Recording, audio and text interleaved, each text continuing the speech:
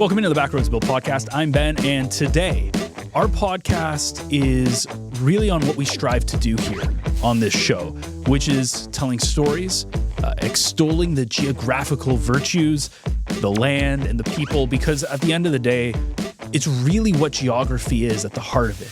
Is all of those things I just mentioned. So we are pleased to be joined on this podcast by one of the most genuine and honestly nicest people you'll ever meet, George Couchie, who is a staple here in the North Bay community. We've had him on another Echo show, To North Bay with Love, way back when we first launched in kind of late 2023. He's a retired police officer. He talks with Indigenous communities across Ontario, really focusing about their culture, embracing their spark, who they are. He really tries to help stop the cycle of alcoholism and drug use in those communities, and he really explains how what he saw working in policing, both in the actual local police and also as a police in these different reserve areas. He's an absolutely fantastic person to talk to. It was such a pleasure to have him on the program, and we are going to get right into it. But first, a word from this episode's lead sponsor, North Bay Toyota.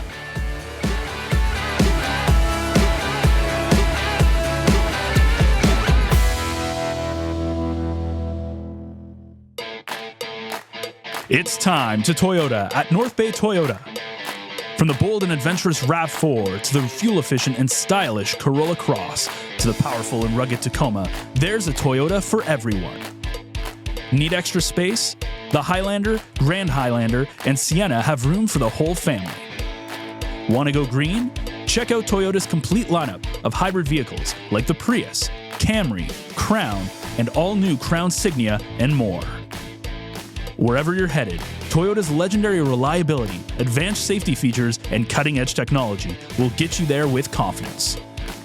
It's time to Toyota at North Bay Toyota, 640 McEwen, or online at northbaytoyota.com for details. Well, we always have special guests on the Backroads Bill Podcast. Every guest is special, but today it's a little extra special, making his, your second appearance on the Echo Network. Way back in 2023, I think it was October, our guest today, George Couchie, made his debut on To North Bay with Love. Fantastic. Go listen to that one if you want to really hear about his story and his work that he's been doing in the community. But today, George, welcome to the Backroads Bill Podcast. It's great to have you on. Oh, thanks. I'm excited to be back. Well, Ben, and we're glad that George is here, because in my lifetime, when I think about all my adventures on the back roads, I have to think about the Indigenous influence by culture, the land, and the people. And I spent about 16 years with George at the Canadian Ecology Centre, which in an Ontario Provincial Police program that he helped create, called at the time was called the Native Awareness Program. And that's how, and I know George from the past, but we would spend many weeks together over the time, and I learned so much about what I needed to know and should know, but never had the opportunity. And so, George, it's a pleasure to have you in the studio on the Backroads Bill Podcast. And so, well, let's get started, Ben, and I know you've got some questions, and I've got some questions, but George, as a police officer, as a former sergeant in the Interior Police Force and a member of the North Bay Police Force, and I know you're going to tell us a little bit about your background and familiar background as before career, but tell us how that whole aspect of Indigenous relations kind of started with your work in policing. So I started policing in 1981 with North Bay City Police, and I was so fortunate. I finished college in Sheridan College at, I think it was April. Came back to North Bay, and in June, North Bay City Police hired me. I was 21. And so I policed in North Bay here, and really my focus was enforcement. Now I tell people policing is not about enforcement, it's about how do we heal our communities. And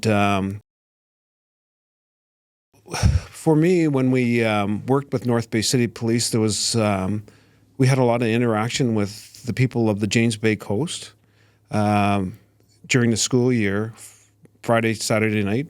we were putting young Indigenous people into the cell blocks, and sometimes we'd fill the cell blocks with these young Indigenous people, and really I didn't know why.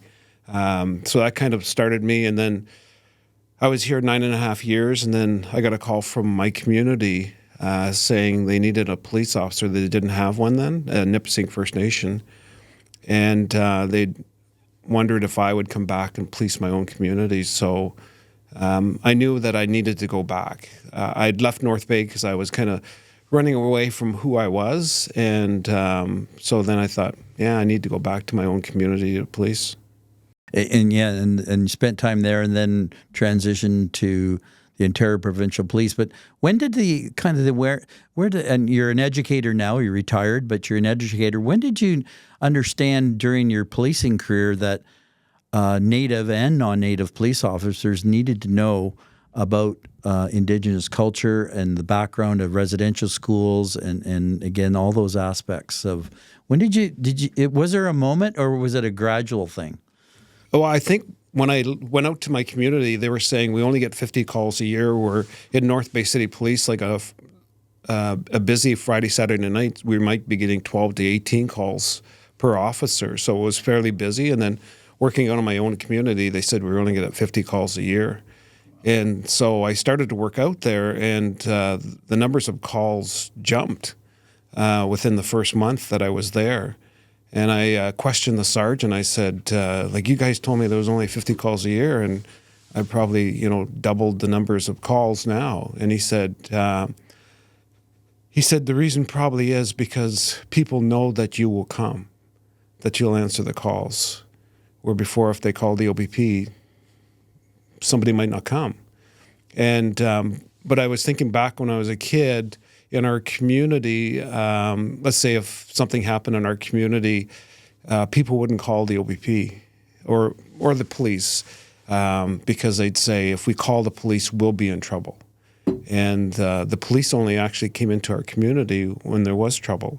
So when I was a kid, people in our community saw the police as there's trouble happening. And so it wasn't a good thing. And so that kind of started me in looking at, how we were policing our own communities. And there was earlier on when I worked in my own community, I had a call one night, and there was a young guy who'd called every Thursday. And it was the same call, he was drinking, and, I'm going to take my own life. And the other officers would say, oh, give us a call back next Thursday. So it happened that I had answered his call, and I said, how much have you had to drink? I've been drinking all day. I said, okay, tomorrow I'll come and see you, but you got to promise you're not going to harm yourself or commit suicide tonight. If you'd think you are, then you need to call me first. And he said, okay. So after I got off the phone, I checked his records. He'd been charged. Most of his charges were to do with alcohol. And so the next day at 4 o'clock, as soon as I started the shift, I went over and saw him. And he lived in a little wee cottage that was only supposed to be for the summer, but he was living year-round there. And so he didn't want to let me in, and he was sober now. Oh, no, it's okay. I don't want to talk to you, and I won't call you anymore. But I kept on talking to him, and finally he invited me into his house. And after we spoke for about a half an hour, I said, listen, you call the police station all the time. Everyone sees you as a nuisance, and I know the community sees you as a nuisance. What's brought to your point in your life?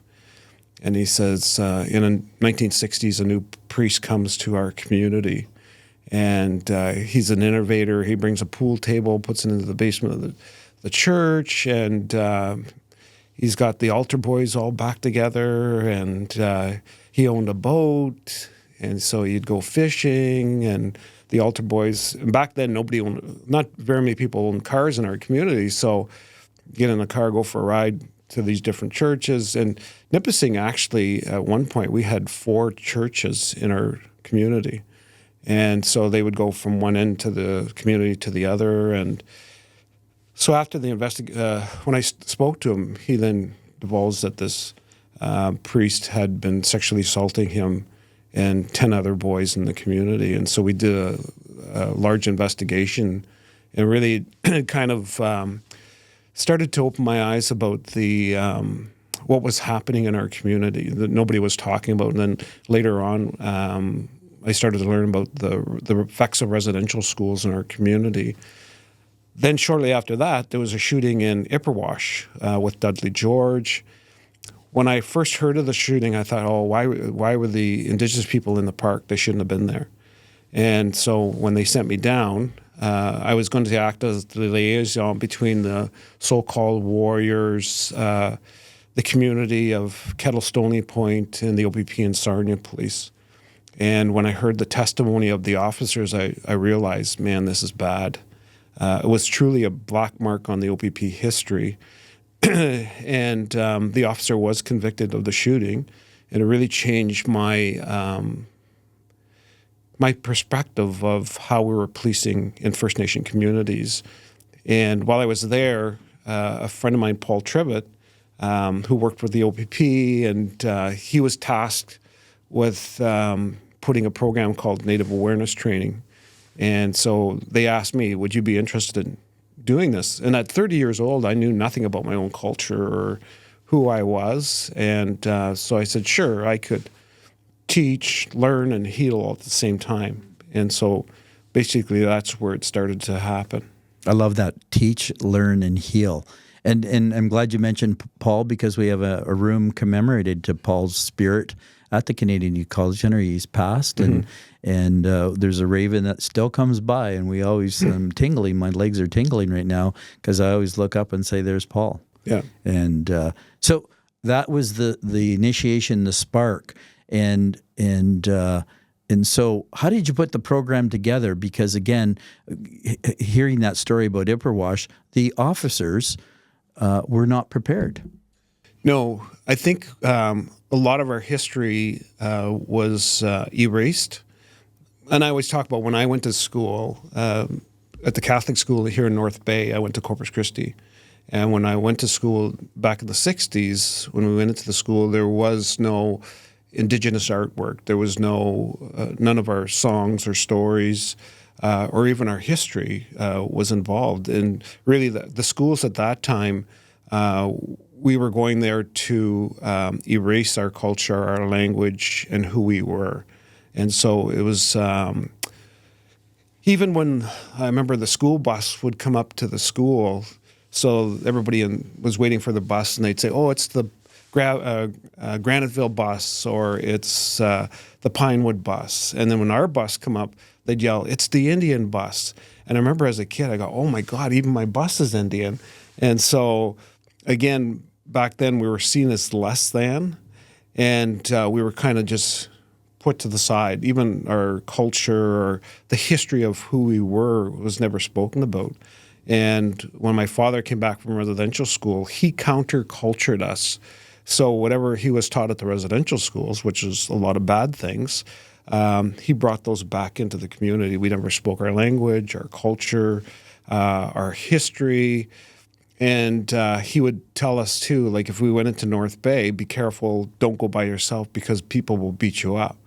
And that caused anxiety as a little kid.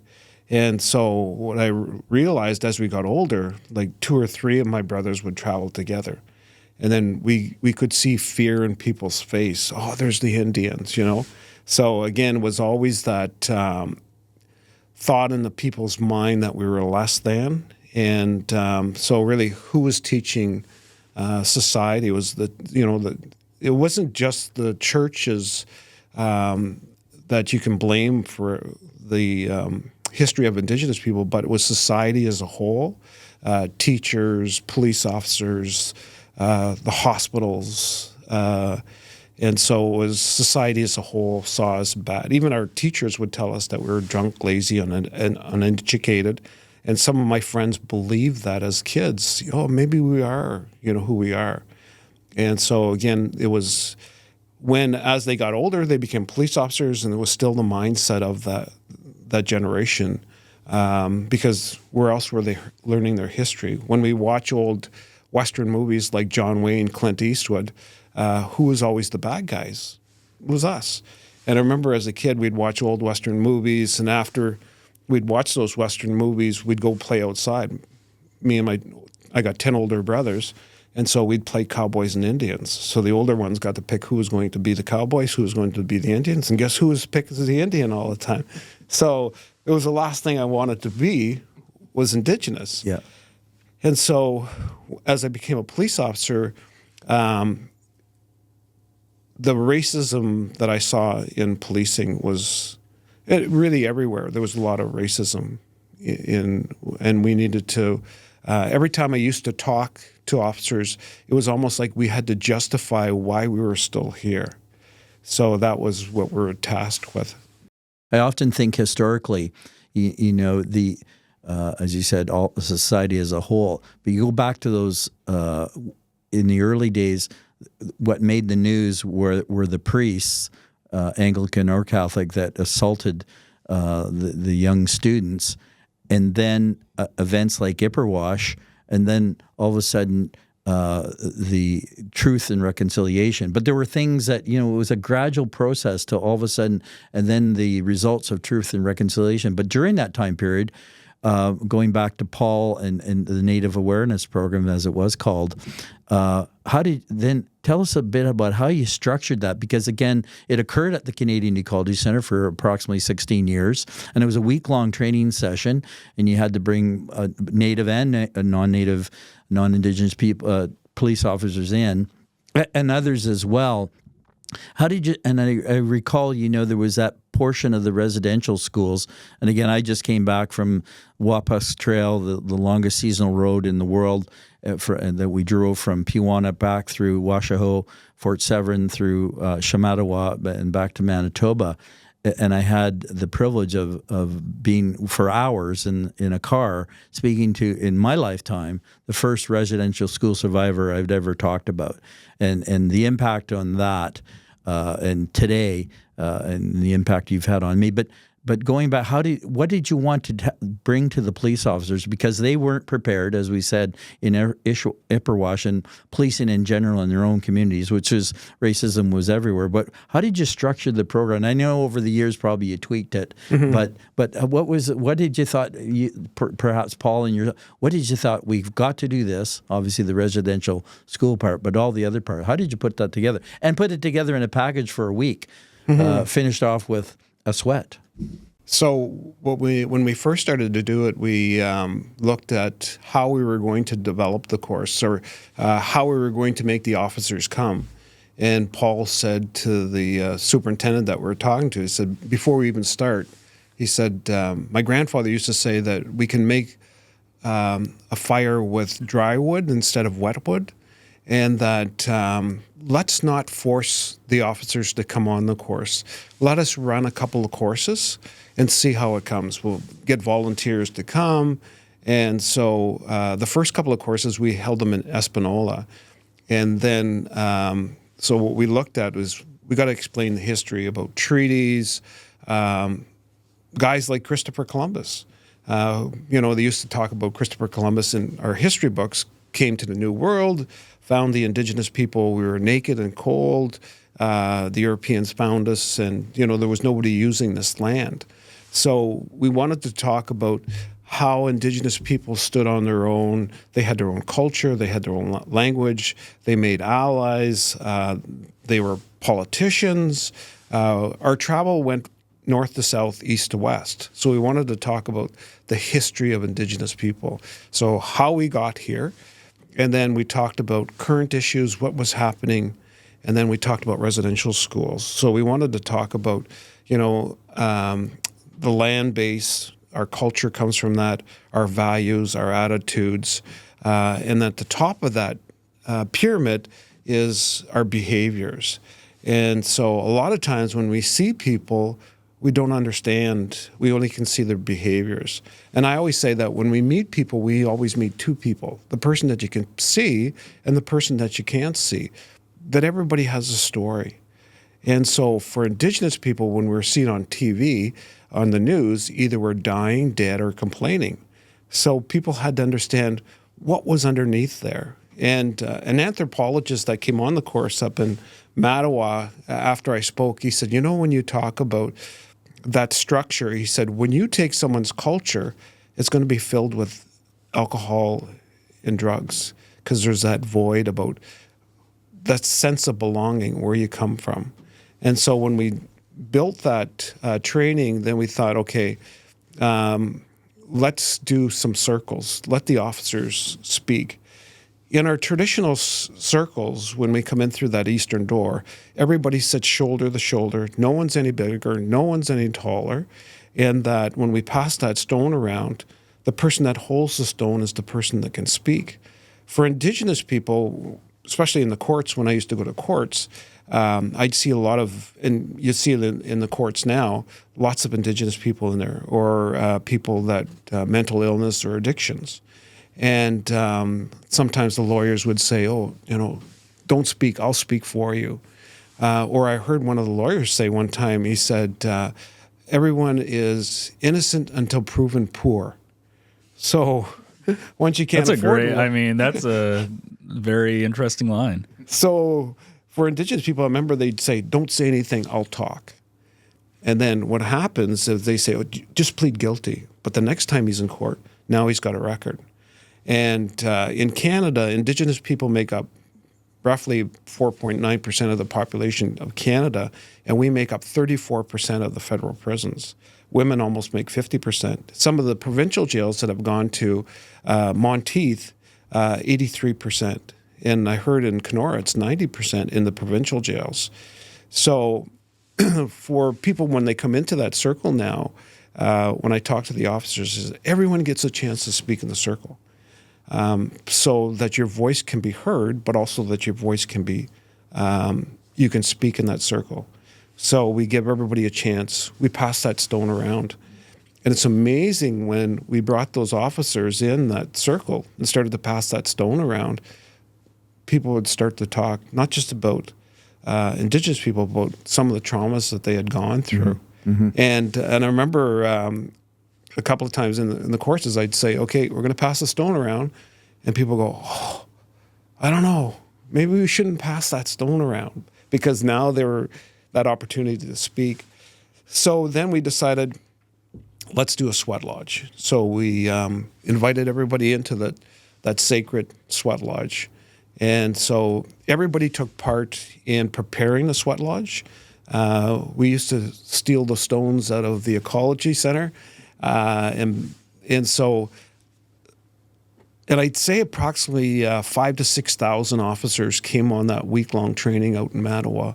At one point, we were having 10 in the spring, 10 in the fall. Mm-hmm. Then my superintendent, Brad Blair, who really was an inspiration for us. He was our ally. He was really pushing us there. He said, we're going to burn you out, so let's do 8 and 8. So and there now was, remember we talked about how we were going to get those officers there. Now there was a lineup of people wanting to come on the course. And now we weren't just getting police officers. There was some teachers there, nurses. We had a couple of doctors coming out also. So there was a need for it. That's what we saw. Well, there was a great awakening. And I don't know how I'm going to say this, but I participated a few times. But I remember it was such a powerful experience, Ben, that in the sweat lodge and then in the circle, I finally divulged in my life that I didn't have to love my mother. And I'll just leave it like that. But it's your turn to ask a question. Yeah, there's been a lot of things formulating. One of the things I find really interesting is how in the U.S., like a lot of what you're saying, it immediately makes me think of how the African American community is in the U.S. in terms of how you deal with police and all that stuff. What I find interesting though is it's very a lot of people know about it, like slavery, right? Everybody knows the Civil War, everybody knows slavery. But in Canada, it's kind of like the dirty little secret, like the residential schools. Now it's Truth and Reconciliation, but growing up, nobody knew that stuff happened. Yeah. Right? At least from like not being Indigenous, it's like you're just a normal person. You know, especially growing up in North Bay, it was literally like, it was like a half and half almost. Yeah. Where you had a half white people, half Indigenous. And now it's actually really interesting to see how more diverse North Bay is as a community.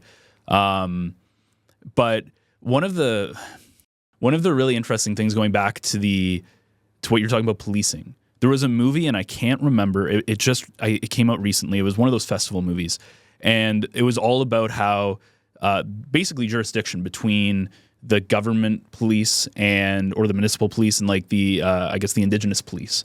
And they were talking about how, well, that's not our problem. That's like the Indigenous police have to take care of it, or vice versa. I'm just curious, what is that relationship like when you were working in, because you had a foot in both of those fields, right? Yep. Is that still is that a major problem here in Canada? Actually, Indigenous policing, we're just seeing this year is they received the same benefits. Oh, wow. As other police services. So our pay was lower, our pension was lower, and it was just this year that they received that. So when I worked in my community, because I'm working back on federal ground, I didn't have to pay taxes because I'm working my own, but I was making lower than everybody else. And they would say, "Oh, the reason you don't make as much as I do because you don't pay taxes, so that equals it out." But I'd say, "Well, why am I penalized for being Indigenous? And why don't we have this, or why don't we have that?" So I was kind of fighting in the office with the OBP about who I was, and then really for our community was trying to help them. One of the bigger things, and there was a huge problem with that. And in Upper Wash, same thing. When we went down there, some of the officers said to me, "Whose side are you on?" Like, what do you mean, whose side am I on? Like, for Indigenous people, we're trying to get justice or find justice within justice. And so that was, and I see when you talked about the Blacks in the United States, there's such a similarity between Indigenous people and the Blacks in the United States. They make up 6% of the population. They make up 40% of the federal prisons. Yeah, the incarceration. Yes. An interesting thing you said, too, you said 50% are women. Yeah. Why is that? It feels high because it feels like it would skew way more to male. Is there a specific reason why it was skewed so high? There's so much trauma. There's so much trauma in our communities that when I was a kid, I think the trauma is just not the bad things that have happened, but also the good things that didn't happen too. So when I'd go to school, people say, "Oh, you're drunks, you're lazy." Then I'd go home, and then my dad was struggling with alcohol, and I thought maybe they're right. But then I realized as I got older that we weren't poor because my father was a drunk. We were poor, or my father was a drunk because we were so poor. He wasn't given that opportunity. He went to residential school up to grade 8, but their learning level was only grade 3. And there was so much abuse that was going on in that residential school that nobody ever spoke about it. When I talked about that victim that came forward, he said, after I was sexually abused by the priest, I told my mom slapped me in the face saying that he's a servant of God and the servant of God wouldn't do this. And so nobody ever talked about it. When we did the Native Awareness, now it's called Indigenous training, we had some Indigenous officers come on the course. And they'd say to me, "I wanted to have this course because I know nothing about my culture or history, but every time I applied for it, they'd say, 'Well, why would we send an Indian on an Indian course?'" And he said, when I got here, I know nothing about our culture. Like, who was teaching our culture? In a few years ago in Kamloops, they found they detected 215 bodies. I remember that, yeah. The whole Canada stopped. Oh my God, what have we done? And but when that happened, I told people we had lost 3 generations of song, story, and history. And when we look in our communities, after the government in 1960 said that we can take part in our culture, I said, who is going to teach us that culture? And because my grandfather or my father didn't know. So it's been a long process to get back into learning our culture. Nipissing First Nation had their 35th annual powwow. And somebody said to me, "Oh my God, isn't that great? You guys had your power for 35 years." And I said, "Well, kind of, but we've only been here for 10,000 years." So again, for our communities, it's about how do we heal? And everyone needs to come back to our community. And it's a sense of belonging. When I still work with kids in schools called Walking the Path, and I developed that many years ago. And it's about that sense of belonging. Who are you? Like, what makes you who you are? And it's not just for Indigenous kids, but it's all kids, whether you're Irish, Scottish, that you have to talk to your kids about where they come from, because if you don't talk to them where they come from, then they're going to connect to somebody down the street that's doing the drugs and alcohol. And in our communities with that drugs and alcohol, fill that void in our community of all that trauma. You know, that there was so much trauma growing up. Anxiety, like I had a lot of anxiety as a little kid until I got into sports. Then my father passed away when I was in grade 9. And really, then I started to think, who am I? Where am I? What's my sense of belonging? And even our Indigenous officers that I talk to really struggle with that also.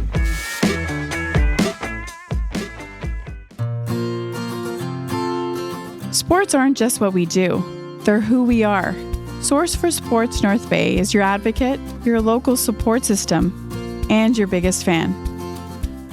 1321 Fisher Street has grown from a place where knowledgeable experts can help you find exactly the gear you need, to the hotbed of team uniforms, apparel and fanwear, to a community stronghold for all the things that truly matter to you and your family's sports journey. We love helping you find your first pair of skates, as much as we relish supporting local leagues, teams, and athletes. Wherever your sports journey takes you, make sure you visit Source for Sports North Bay at 1321 Fisher Street so we can help you along your way. I've learned a lot working here, and I've been able to talk to so many Indigenous people. It's really interesting to learn a lot of the history and get rid of some of that ignorance that you just aren't taught, so you just don't know, right? Well, not taught at all. Not taught at all. And I remember when I worked in retail, I worked with a guy who was from, I want to say, close to Timmins, in that area, Moosonee, like that kind of northern area. And he's like, I can't go back to the reserve because of like the gang violence. He's like, I will get killed. And like the amount of drugs, gang violence, even like water quality and stuff, right, is why is that so prevalent in those areas? And even when we talk about, I remember when we talked about like out in Kamloops when they had the 215 people they found, right? And I think Trudeau put like, it was millions of dollars into doing it. In my mind, I go, doesn't it make, and I understand like why you'd want to uncover that and figure it out, but why isn't more money being invested into these communities? You know, why aren't we putting more money into getting safe living conditions in these rural areas up north? And I think one of the things too is out of sight, out of mind. Yeah. Like we talk about the water conditions in some communities, it's been 20, 30 years. And when jumping back to that Kamloops, and they detected the 215 bodies, a friend of mine who works for a company, and now they have these ground sonars where they're going and looking in these areas. And he says, we know these are well-known grave sites. We know they're grave sites, and we can detect boxes that are like 6 feet by 2.5, which are graves or coffins. And he said, and it's not a problem, but he said some of the communities and a lot of the elders in those communities don't want us to dig the bodies up. And he said, why should we prove to the government that these bodies were put there? Because they know that they were put there. These people have gone through the Western door. In our culture, we talk about when you go into the spirit world, when you die, you're going through the Western door. So these people, young children, have already gone through that Western door. And why would we want to dig them back up? When I was up in Rat Portage, and I was doing a lecture there near Kenora, And I got up and talked, and one of the ladies got up and she said, "Can I say something?" And I said, "Sure." She said, "I'm Madeline Skeed. I'm 73 years old. Madeline has since passed on." And she said, me and my husband, both are survivors from the residential school, and we both had 5 kids. And our last little boy, they came and took him away. And she said, I live in the same place now, and it's about 500 yards away from the residential school. And these 2 men in suits came, took him, and he cried all the way over to the residential school. And she said, now when I sit at my back door in the spring or in the summer, I think I can still hear him crying through the bush. She said, shortly after that happened, they came to me and said, we want to offer you a job at the residential school, and your job will be putting kids into coffins with the nuns. So she said, at that time, we had a lot of children dying in the residential schools. And so she said, the priest came in and said, okay, not everyone can have a coffin anymore. We're going to go broke, so you're going to have to double them up. So she said, we'd double up the coffins and we'd bury them. So after I spoke, she said, I want you to drive me home. I said, sure. So we get in the car, but I don't want you to take me home. So she takes me over to a big field, about the size of a football field, probably a little bigger, and it's got a 4-foot fence all around. There's not a marker in it. And she said, this is the gravesite where we buried all the kids. She said, how are you ever going to identify all these kids here? Then she took me to another field, and she said, this is where we build put the other kids after we filled up that field there. When I was talking to the chief superintendent, when I came back here, I showed him these pictures that I took. And I said, look at this gravesite. That's not a gravesite. He said, that's a crime scene site. And he said, if we had found one body in North Bay, we'd have taped off the whole thing. And we would had a large investigation. What happened to this child? And so there's still people out there say, oh, it's not true. There's nobody buried there. And but we have all these records, and you'll still get that. Even when I was down in Owen Sound this week, a lady said, after I finished my one-day talk, she said, I can't believe I knew nothing of these things. I've never heard of these things. So there's still people out there that haven't heard of. Yeah, no, I remember when I did before Truth and Reconciliation, I did a story on there was 2 residential schools in Chapleau, and I went to the area that there were 3 First Nations there, and they had done a fantastic job with a fence and plaque and that kind of thing. And so I went in there, and of course it was, as you said earlier, out of sight, out of mind.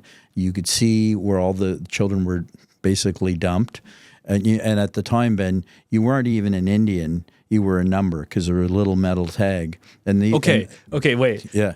Is this is going to be kind of like you're going to be like, oh my God, but I was just thinking about like how is this not that different from, like, let's say the Holocaust? When you think about it, like, you rip them away from their family.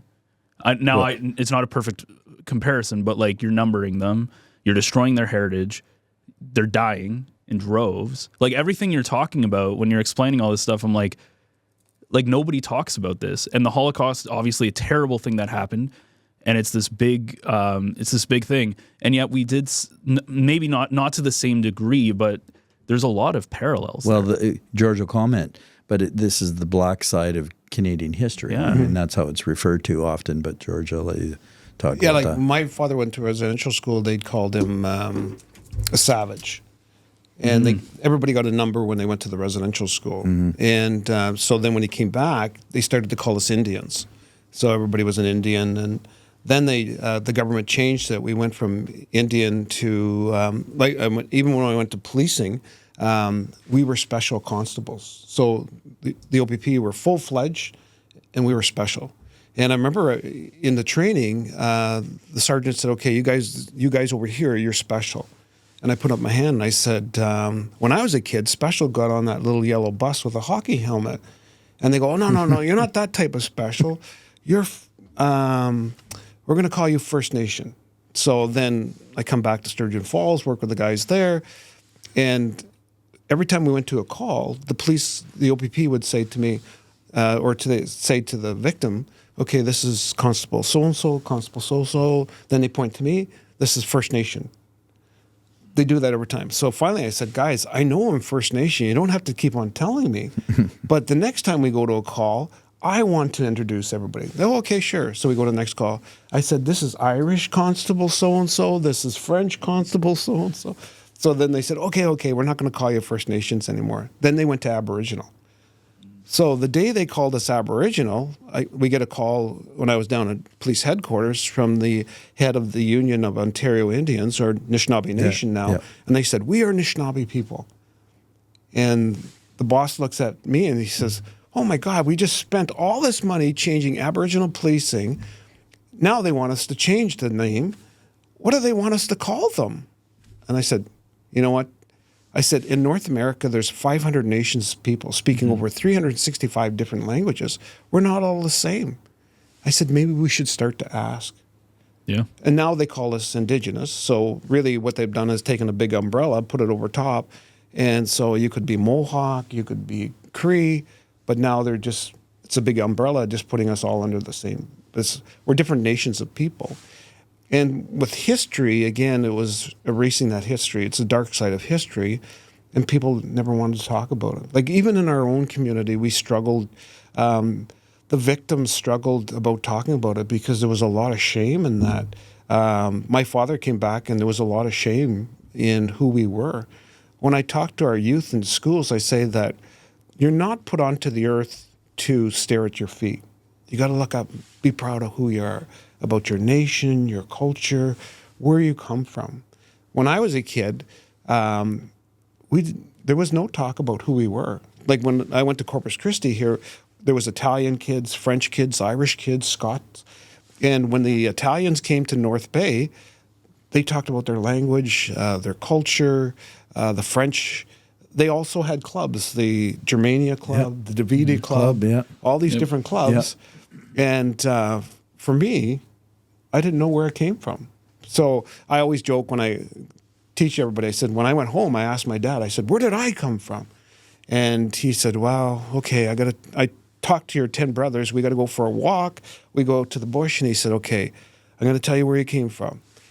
He said, in the next couple of years, you're grade 5 now. And I said, yeah, next couple of years, you're going to grow hair where hair has never grown before.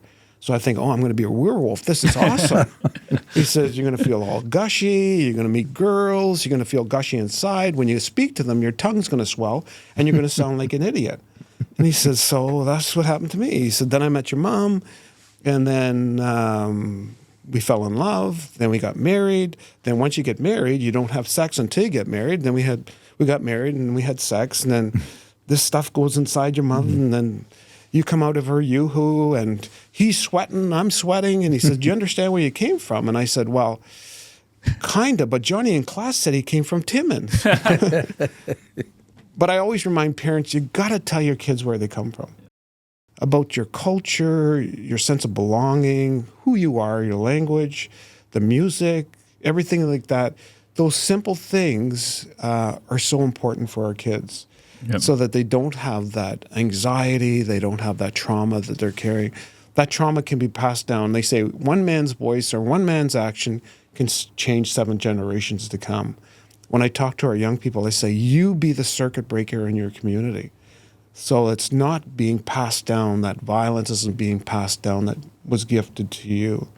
So for not only just regular Canadians, but for Indigenous people, we're just starting to learn about our own culture, our own history, and where we came from. Yeah, well, that leads me to, you've said, George, you learned a lot about yourself, then learned a lot about the culture you didn't know, and then the policing career came along, and then, of course, transition to retirement.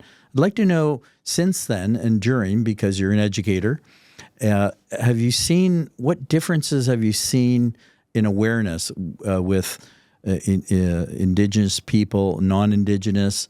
Are we headed in the right direction post Truth and Reconciliation? Is there a better climate of acceptance?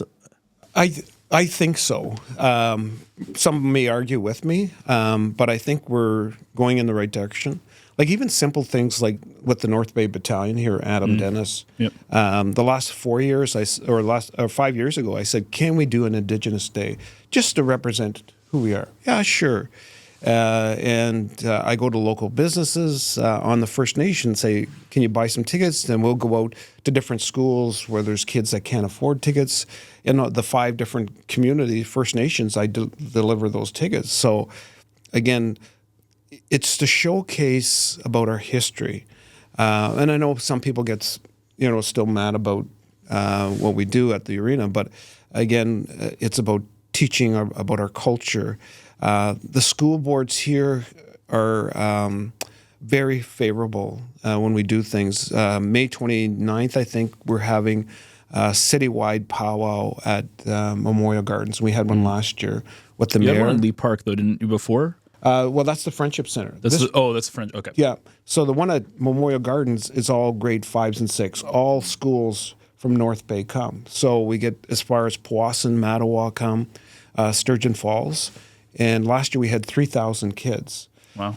So the young people that we bring with their regalia, the Indigenous kids, this is a time to show off about their history, their culture, and it's a positive thing. We still have a lot of work to do, but I think we're going in the right direction, especially for our youth. Yeah, absolutely. Like it's interesting because like growing up, we were just kind of neutral. Like we didn't think about it either in a positive or a negative way. And I remember one of the interesting things when they had the witness blanket when it was up at Canadore. This was, I want to say, last October or 2 October. I don't remember the exact date, but when they had the exhibit here, I remember Lisa and I went up there, and it was a really interesting thing that they said because I can't remember exactly what happened. I think we ended up talking to like a white lady, and because they didn't want. I want to make sure I say this right. It was more about we need to be educated as non-Indigenous people. And I know now I feel kind of weird because it's like putting, as you said, you put a blanket over it, but it's like it's up to us to educate ourselves in a way versus having like Indigenous people be not forced to educate you. But do you know what I kind of mean by that? It's like it's on us to like educate ourselves. Yeah, basically. And Scott McLeod, the chief of our community now, is the Huron chief, and he talked about that. He says we're always trying to ask questions on the victim's back. How does the victim heal when you're trying to answer the questions and heal all at the same time? So it's getting people the power to stand up to speak, the power to talk about the history and the culture. So for me, policing was a great life. I enjoyed policing. I got a good pension out of it. But this is more of a passion than a job. So I don't mind traveling. My wife comes with me, and I enjoy going to talk. And like I was telling Bill beforehand, that most of 50% of my jobs now are within First Nations. Wow. Coming to talk about the culture, the history, in that thing we call the spark. Yep. That we want to bring that spark back into the community. Everybody's been given a spark in life. And it's how we look after that spark and look after us as we get older. So we don't talk down to our spark. We don't abuse our spark. My good friend has a spark. So my job is to look after your spark. So every day I come in and I check on your spark. And I said that be the spark that lights up a room when you walk in. Don't be the spark that lights up a room when you walk out. And be the spark that lights a huge fire in your community. What are the things that you're doing in your community now? When I talk to our youth, I always say that drugs and alcohol, or drugs and suicide, are not an option in our community anymore. We need you to stick around to be grandmothers and grandfathers, and again, giving those youth the opportunity, but also the tools. When I used to think back when I was a kid, like I thought, my dad didn't do a good job looking after me, but then I realized he didn't have the tools to look after me. And I didn't have the tools to look after myself as I get older. Then as I get older, I'm thinking, what I need to do is teach my kids how do you survive, but also that sense of belonging. We had 2 overdoses in our community within 6 months. And I said to my son one time, I said, when you look back on high school, how many kids would you have said of your friends would have had lost their life to suicide or addictions? And he said, actually, I was counting that the other day, and he said 19, and my son's 34 now, and he said 3 of his best friends are in prison. And he said, then you got to count all he called them zombies walking around with addictions. And again, he said, so there's still a struggle there. But he said for him, like he knows about who he is, which, took him till he was 25 to realize that. So it's still a struggle in our community, but I see there's positive things that are happening. And is there an amount like this? I always go back to like the Chippewa like renaming, right? There was a lot. There was a lot going on there. And I know, Bill, you're like, you're part of it. My mom's on the school board. So like I heard like the stuff that surrounds it. But it does feel like, again, like we at Clark we've had the pleasure of working with the Anishinaabe Nation. We do we facilitate the Lands Forum every year. And, so we do a lot of work with the Anishinaabe Nation. And do you find that there is a lot of people being offended on your behalf? So people like in the case where they go, this isn't okay, but they're not Indigenous, they're not part of that culture, they're not Chippewa, whatever. And they go, well, this can't be right. Because I'm pretty sure, and I don't want to get super political, but I'm pretty sure I think Scott McLeod came out or somebody came out and said, oh, we're fine with that. Or there was something like that where it's like you're almost taking away, that history by erasing it. Well, the discussion was around the Raiders part was not right. We all know that part. Yeah. The Chippewa name, from my standpoint at that time, is that, and I talked to many Indigenous people. Yeah, that's the name, and the word can be translated a whole bunch of different ways, and that's the other thing, because as you said, there's more than 300 dialects. So of course the word is going to be pronounced differently or have a different generic foundation to it. And so why would you want to, in the original surveys, the original surveyors who had interacted with Indigenous people on Lake Nipissing, that was the name. They said, yeah, that's Chippewa Creek. And then henceforth Chippewa. Why would you take that away? That would be offensive. Yeah, like and some of the people that I heard said like Ojibwa, when the Europeans came, they said, what did you call yourself? Ojibwa. Oh, Chippewa. Oh, I did hear that before, yeah. So we have communities like Rama First Nations, they call them Chippewas of Rama, Chippewas of Georgina Island, and they're Anishinaabe people. So Chippewa is not even like close. It's just a mishearing, basically. Yeah, and wow. So it was the word, and really it was a teaching point, which is a good thing. You take something bad and you make it a teaching point. So, and I always say that give people the opportunity to teach them that what they were saying with the Raiders part was mocking our community. And so you want to take that out of there. So don't just don't do anything with it, but explain, okay, you can't be doing that. Same as like the Washington Redskins or the Edmonton Eskimos. So they've changed their name. So, but it's interesting though that they didn't, like, you think that, yeah, obviously Redskins is a very offensive name, Eskimos again. But you think that they would still be able to change it. The Guardians did it, like the Cleveland Indians. You think they would change it to something that at least was representative, like the Blackhawks, right? It's representative of their area, I believe. I don't know a lot about it, but it's clearly not like an offensive name. So you think that they would continue to not do it in a mocking way, but do it in a more respectful way about the people in that area. And I think too, probably those people that are running those services or owning those, just thinking, oh, I just want to get away from this. This is causing us some bad grief. Let's just change the name. And people get caught up in that still. And I know when I do training, not everyone agrees with me. Which is a good thing because it then teaches me we still have work to do.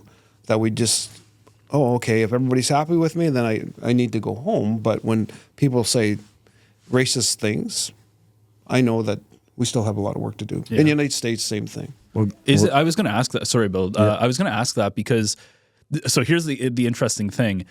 I'm sure that there's a lot of territory down in the border that like it kind of eclipses the border, right? It's not like these invisible borders we made is like stopping, whoever that band of people are. So because you never hear about it in the US, we never hear, it's mostly about the Black community or whatever.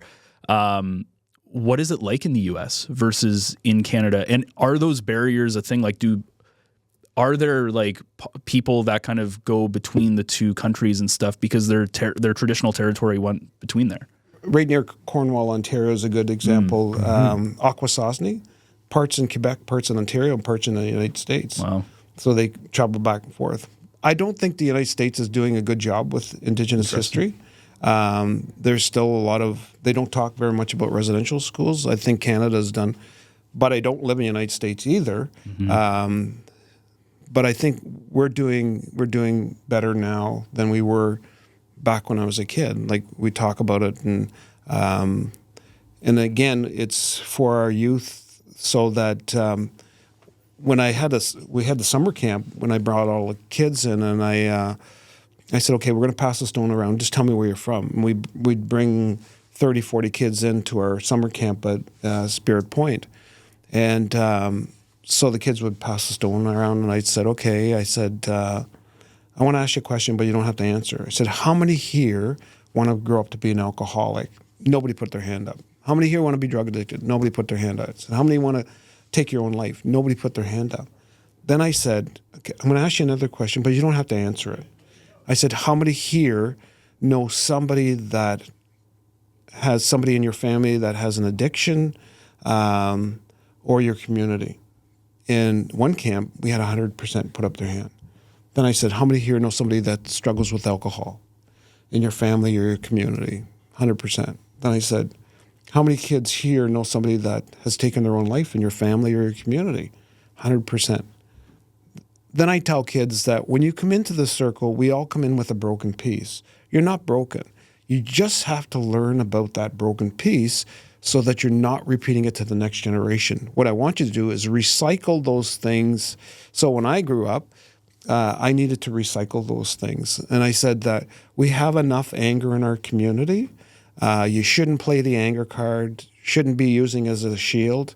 Our elders shouldn't be angry because we have enough anger in our community. Is how do we change that to sense of belonging, that our kids are not the stats, like I talked about, 34% in our prisons. We have the highest rates of suicide in the whole world. So how do we prevent that? And again, it's about that sense of belonging in your community and who you are. Well, today you've shared so much with us, George. Chief for coming into the studio. And I should have at the beginning said, and maybe this is a good way to go out with, to have Red Tail Hawk in the studio. And it's, again, sharing is part of everyone's culture, but you've shared a lot. And Chief for this. And we go ahead. Thank you for the invitation. It was awesome. Just before we finish, because this is Northern Ontario, very outdoor. Out of all the places you've been to in Northern Ontario, like not communities, but just outdoor landscapes, where is your favorite place in Northern Ontario that's not your own community? Probably Kekabeka Falls. It was just beautiful, outside the big falls, and that's probably one of my favorite spots. Perfect. Just a little west of Thunder Bay, and it is a favorite spot for many people, and Backroads Bill has been there, and it is truly one of those, I think, places in Northern Ontario people should stop and have a break. Well, a big thank you to George for coming on the show. Of course, it's always incredibly impactful to listen to him speak on, these super important topics. And it's such an important conversation for Canadians to understand, what we've done to these different cultures and communities. And really, it's what the heart of what truth and reconciliation is all about. And it's so important to be educated and to understand what went through. And this wasn't 200 years ago. This wasn't 100 years ago. This happened, this was as early as the early 2000s that a lot of this stuff was happening. This we're talking about your parents, not even your grandparents. It's very impactful. It's super important. So if you enjoyed this episode, you can find more episodes of the Backroads Bill Podcast on your favorite podcast players. The video version, of course, is available on the North Bay Echo YouTube channel. And of course, on North Bay Echo is where you can find all of our other great local shows, like To North Bay with Love, Echo Essentials, and the Echo Sportscast. So that wraps things up here for us. Join us again next week for yet another Backroads adventure.